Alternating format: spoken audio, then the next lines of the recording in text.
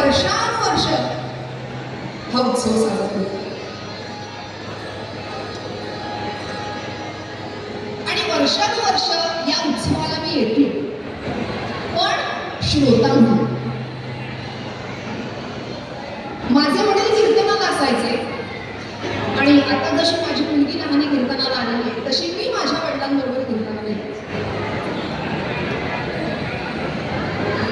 बाबांच्या आशीर्वादाने, सद्गुरूंच्या कृपेमुळे आज प्रत्यक्ष बाबांची सेवा करण्याची संधी मिळाली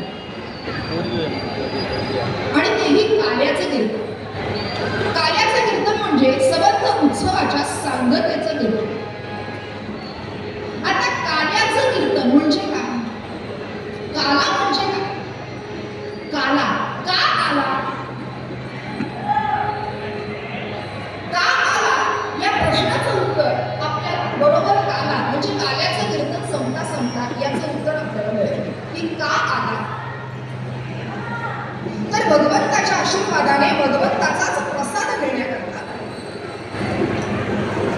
पण असं कोणाला वाटतं?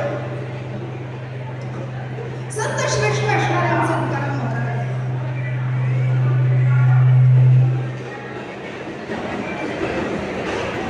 ज्या तुकाराम महाराजांनी आयुष्यभर पांडुरंगाचं नामस्मरण केलं, आपण नामस्मरण केलं आणि दुसऱ्याकडनंही ते करवूनच घेतलं, असे आमचे असणारे तुकाराम महाराज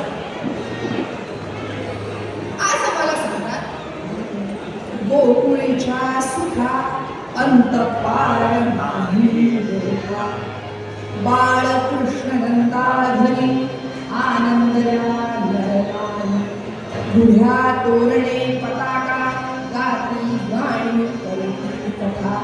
तुका म्हणे छंदे, तुका म्हणे छंदे, मन मोहिले गोविंद, गोकुळीच्या सुखा अंत पार नाही.